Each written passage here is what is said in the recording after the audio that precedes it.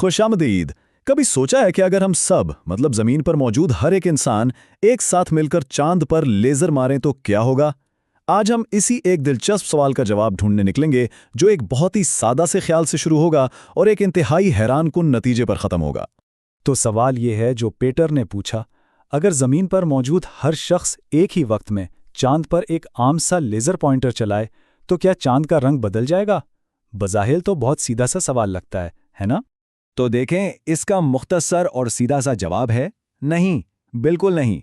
लेकिन असल दिलचस्प बात यह नहीं है कि जवाब नहीं है, बल्कि यह है कि ऐसा क्यों नहीं होगा। और इस क्यों को समझने के लिए हमें सबसे पहले एक बहुत बड़े फर्क को समझना होगा, यानी हमारी सबकी मिलीजुली कोशिश और एक सितारे यानी हमारे सूरज की ताकत के दरमियान फर्क को। अब जरा इन नंबर्स पर नजर डालते हैं तो फर्क बिल्कुल साफ हो जाता है। एक तरफ अगर जमीन पर मौजूद हर इंसान 1.5 मिलीवॉट का लेजर इस्तेमाल करें तो कुल मिलाकर ताकत बनेगी तकरीबन 30 मेगावाट। दूसरी तरफ सूरज जो चांद की सतह पर रोशनी डालता है उसकी ताकत है तकरीबन 6 पेटावाट। मतलब सूरज की ताकत तो एक बिल्कुल ही अलग ही लेवल पर है। अगर इसको तस्वीर की शक्ल में देखें तो हमारी सारी लेजर्स मिलकर भी सूरज की रोशनी के मुकाबले में 20 करोड़ गुना कमजोर हैं। इतनी कम कि सूरज के आगे उसका पता भी नहीं चलेगा। तो साफ जाहिर है हमें बहुत ज़्यादा पावर चाहिए। चलें देखते हैं कि अगर हम अपनी टेक्नोलॉजी को और बढ़ाएं तो क्या होता है। तो वही सवाल फिर से, क्या होगा अगर हम और ज़्यादा पावर इस्तेमाल करें? अच्छा, तो हम सबको खतरनाक 1 वॉट की लेज़र दे देते हैं, फिर ताकतवर हेलीकॉप्टर, सर्च लाइट्स, यहाँ तक कि IMAX प्रोजेक्टर्स भी। लेकिन फिर भी कोई खास फर्क नहीं पड़ता। आखिरकार जब हमने ज़मीन की सबसे ताकतवर लग्जरी स्पॉटलाइट्स इस्तेमाल की तब जाकर आखिरकार हमारी रोशनी नजर आने लगी। वाह क्या बात है, हमने चांद को थोड़ा सा, बस जरा सा लाल कर दिया। मतलब तकनीकी तौर पर मकसद तो पूरा हो गया है ना? लेकिन ये जीत कुछ मजे की नहीं लग रही। तो फिर वही सवाल, क्या होगा अगर हम और भी ज्यादा पावर इस्तेमाल करें? अब हमें आम चीजों से बहुत आगे जाना पड़ेगा। ठीक है, अब हम आते हैं अगले लेवल पर। अब हम ऐसी टेक्नोलॉजी इस्तेमाल करेंगे जो रोशनी फैलाने के लिए नहीं बल्कि किसी और ही मकसद के लिए बनी है। जरा सोचे कि अगर जमीन पर हर इंसान के हाथ में ये हो, एक बोइंग YAL-1। ये असल में एक उड़ती हुई लेजर तोप है जिसे अमेरिकी डिपार्टमेंट ऑफ डिफेंस ने बनाया था। अब लग रहा है कि बात कुछ बन रही है। लो जी, आखिरकार हमारी लेजर की रोशनी सूरज की रोशनी के बराबर हो ही गई। लेकिन इस कामयाबी की कीमत बहुत बड़ी है।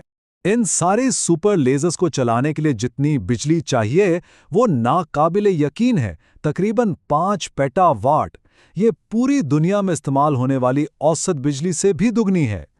और जाहिर है जब हम सूरज की बराबरी कर चुके हैं तो अगला मंतकी कदम क्या होगा? इसे पूरी तरह से पीछे छोड़ देना। अब हर इंसान को एक लेजर देने की बात छोड़ें, सोचें कि हम पूरे एशिया के हर एक मुरब्बा मीटर पर 1 मेगावाट की लेजर लगा दें। ये बनेंगी 50 ट्रिलियन लेजर्स। और फिर शुरू होते हैं वो 2 शानदार मिनट। सिर्फ 1 मिनट के अंदर चांद हमारे आसमान पर दोपहर के सूरज की तरह चमकने लगता है। लेकिन सिर्फ 2 मिनट के अंदर दुनिया का सारा तेल खत्म हो जाता है और चांद की सतह इस शदीद गर्मी से खुद चमकना शुरू कर देती है। अब हम इस सोच के तजुर्बे के आखिरी सबसे खतरनाक मरहले पर आ पहुंचे हैं। अब हम मुमकिनात की दुनिया से निकलकर कायनाती तबाही की तरफ जा रहे हैं।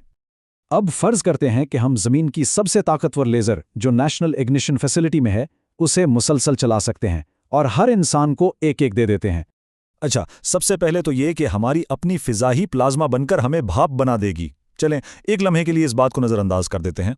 फर्ज करें लेजर की शुआएं गुजर गईं तो चांद से टकराकर वापस आने वाली रोशनी वो सूरज से 4000 गुना ज्यादा रोशन होगी। नतीजा, जमीन पर वैसे भी आग लग जाएगी। अब यहां फिजिक्स बहुत दिलचस्प हो जाती है। ये लेजर्स चांद की सतह को भाप बना देती हैं। ये भाप एक प्लाज्मा शील्ड बन जाती है जो लेजर को रोकती है। फिर लेजर इसी प्लाज्मा को और गर्म करती है, बेइंतहा गर्म। और ये सुपरहीटेड प्लाज्मा एक धमाके के साथ खिला में फैलता है और चांद को दूसरी सिम्त में धकेलता है, बिल्कुल एक रॉकेट की तरह। और ये जो RG रॉकेट इंजन बना है ना, ये इतना ताकतवर है कि सिर्फ चंद महीनों में ही पूरे चांद को जमीन की कशिश शकल से बाहर धकेल देगा। अब चांद सूरज के गिर्द एक बिल्कुल नए बेतरतीब मदार में घूमना शुरू कर देता है और इसका अंजाम 3 में से 1 हो सकता है और तीनों ही तबाहकुन हैं। या तो वो सीधा सूरज में जा गिरेगा, या हमारे सोलर सिस्टम से ही बाहर निकल जाएगा, या फिर किसी सियारे से टकरा जाएगा और वो सियारा हमारी अपनी ज़मीन भी हो सकती है। और ये बात इस पूरी कोशिश के आखिरी और सच कहें तो मज़ाखेज़ नतीजे को बिल्कुल साफ जाहिर करती है।